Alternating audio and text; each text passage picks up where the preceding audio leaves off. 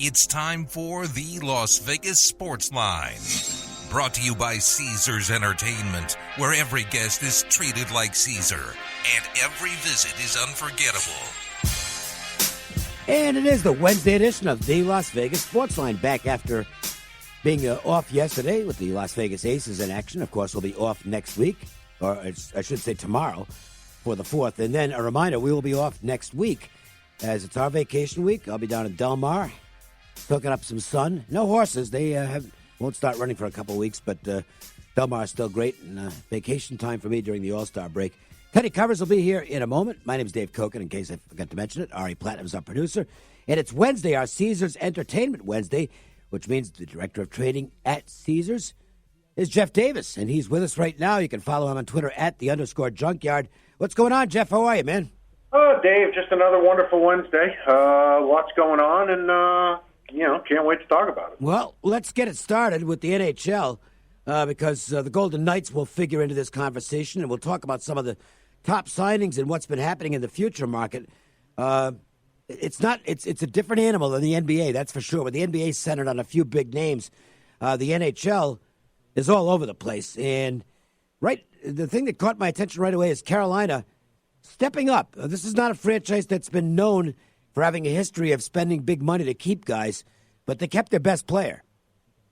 Yeah, and Sebastian Aho's signing an offer sheet with the Canadians, frankly, at a much shorter number than I thought he was going to command if he just negotiated with Carolina. I thought Aho was, good for $9.5 million AAV, but looks like 5 years, 8 and change for him. He made this team go, big part of this team. We're 22-1 on them in the future market. They have an excellent blue line. And frankly, this team figures to go as far as Peter Mrazek will take them. He played really well last year, but, how much faith do you really have in a guy like him? I don't know. I think they're an excellent team. I think they're going to be in contention to win the Metro. So that brings us to Robin Lehner, who had a great season last year. He's battled some mental health issues, fought through that. He was sensational last year. He ends up signing just a one-year contract, and Carolina was one of the teams I thought, boy, they might be interested in him. He's a free agent. To me, he really proved himself, had a tremendous year, and yet they didn't go after him. The Blackhawks did, which indicates they really have no faith at this point that Corey Crawford can stay healthy. So to me, it's a great sign for the Blackhawks for chump change. Yeah, and this was an interesting one because if you look at Leonard's career, his first 4 years, frankly, was awful and never lived up to the billing. And how much that played into his, mental issues, I don't know. But then you look at last year, and, I saw yesterday that he saved 22 more goals than expected, which is an obscene number. And it's the only year of his career where it's been positive. And goaltending being not random, but somewhat unpredictable from year to year, can you expect him to put up what he did last year? No. He played on a Barry Trotz coach team, which is such a defense-first system. Now he's going to the Blackhawks. We saw how well, or in this case, not well, the Blackhawks defended last year. It's good to see the Blackhawks try, and they're putting their faith in this guy for 1 year, and maybe if he's good, they re-sign him to a long-term deal. I like what they did because if he reverts back to his old self, it's 1 year. They can move on. And frankly, looking at how tough the Central Division is, I just think the Blackhawks are still a year or two away. Well, one team that might be on the cusp, they performed very well this past year.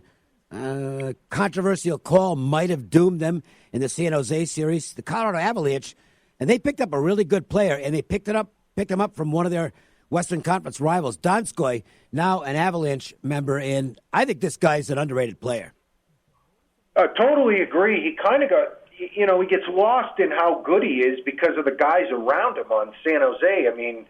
Couture and Thomas Hertl and Burns and the like. Donskoy doesn't get discussed. So he goes to the Avalanche, which the one thing the Avalanche lacked last year was depth scoring. Everybody knows how good McKinnon and Rantanen and Landeskog are, but a lot of their issue was that was all they had, and getting a guy like Donskoy makes them, even more dangerous. And if this Central Division, man, it is tough between them and Dallas, Winnipeg, Nashville. It just goes on, and looking forward to that. Yeah, we'll get to the Blue Jackets in a moment. Let's stay on the gone from San Jose front, because Dallas, which also performed well in the playoffs last year, they've now picked up Joe Pavelski. Now, granted, Pavelski's getting on in years, but he brings great leadership skills. There's still almost nobody in front of the net who's better in terms of redirecting pucks.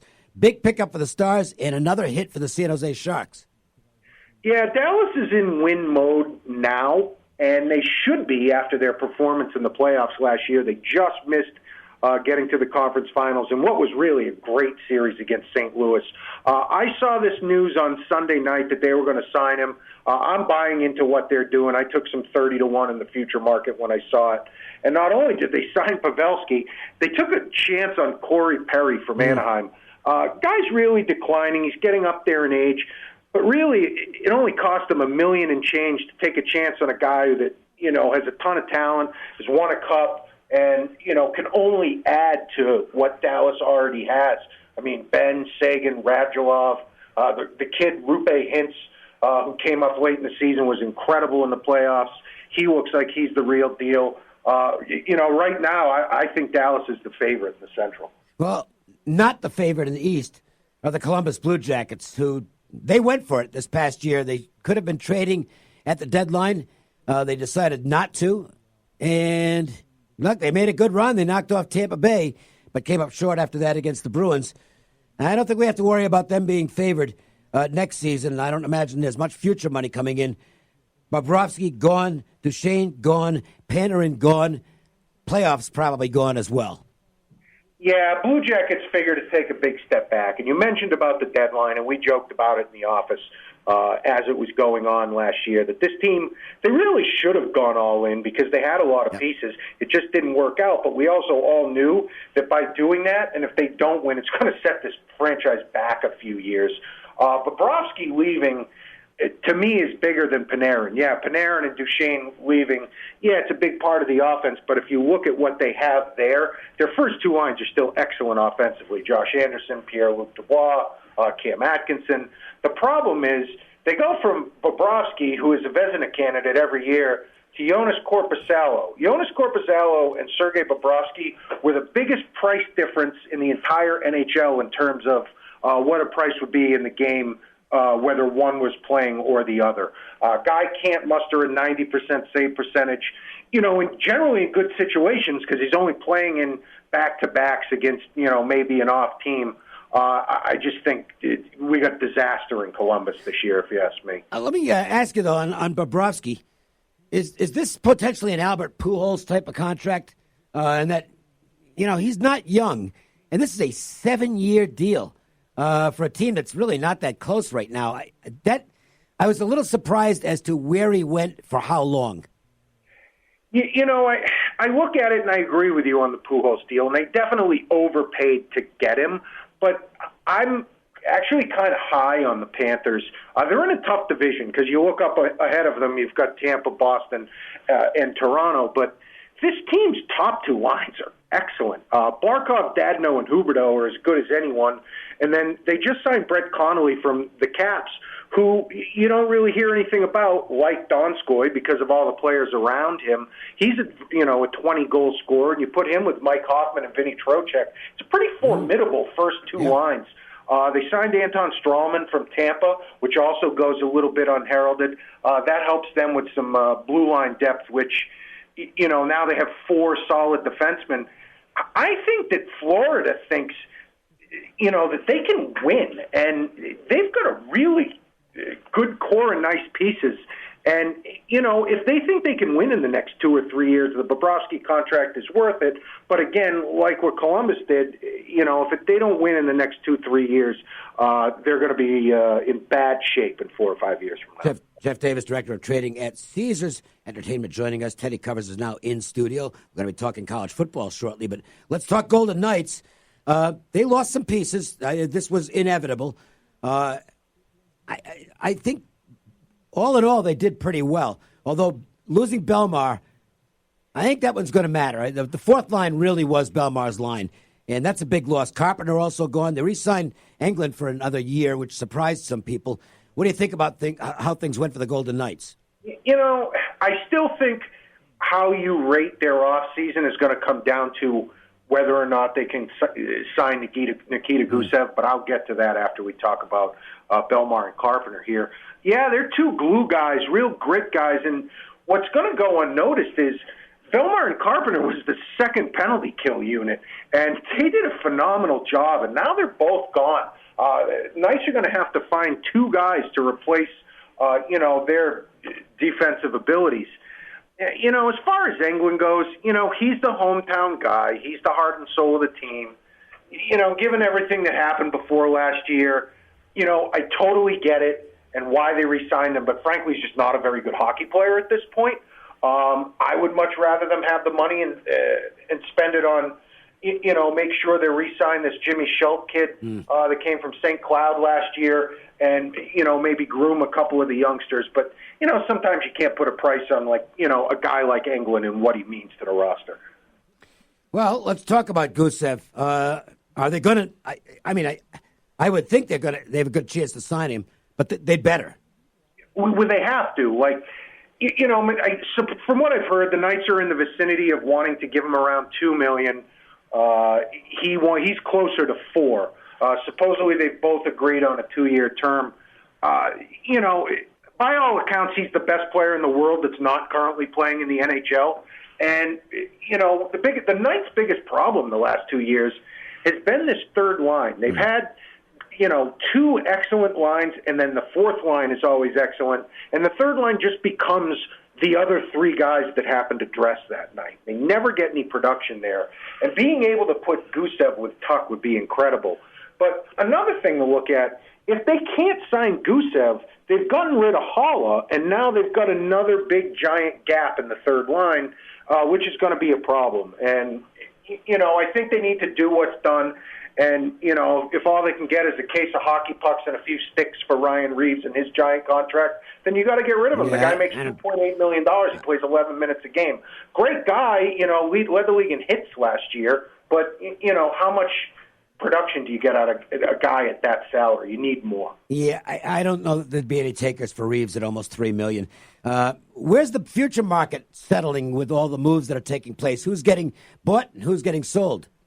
A couple of teams I'm very bullish on.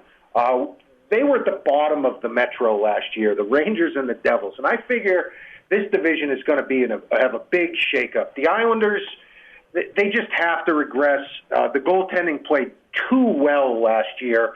They got Varlamov from Colorado, good but not great. They lack the ability to put the puck in the net at times. You look at the Penguins.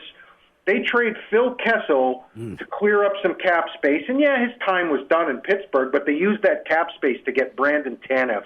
Not really sure what they're doing there.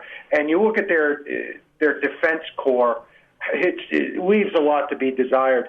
I wouldn't even be surprised if the Penguins missed the playoffs this year. And we've already talked about Columbus and how backwards they're going. The Rangers signed Panarin. They draft Capo Caco, who, in the World Championships looks like he could be a superstar in the making. Mika Zibanejad really exploded as one of the best offensive players in the NHL last year. They traded for Jacob Trouba, 23, 24-minute-a-night defenseman. I really like what the Rangers are doing. And, given the Metro, they're really, they got a shot. They were as high as 75-1 earlier in the year. We're at 22-1 right now on them. The other team, the Devils, last in the league, last in the Metro last year, gave up a ton of goals, scored very few, couldn't win on the road. Taylor Hall missed 50 games last year, MVP of the league 2 years ago, and is playing for a contract. He's a free agent at the end of this year. So you assume you get a lot out of him. They have the number one pick in Jack Hughes, and by all accounts, he's an incredible playmaker. They trade for PK Subban, who can only improve their power play. And they made a signing the other day that I thought was very nice. Wayne Simmons, 1 year, $5 million, incredible player for a long time, really regressed last year, battled injuries. down year. He's only 29, and he, like you were talking about Pavelski earlier, veteran presence that stands in front of the net and wreaks havoc, unlike any other. So, looking at the Devils, they were as high as 75-1. We're now dealing 28-1, and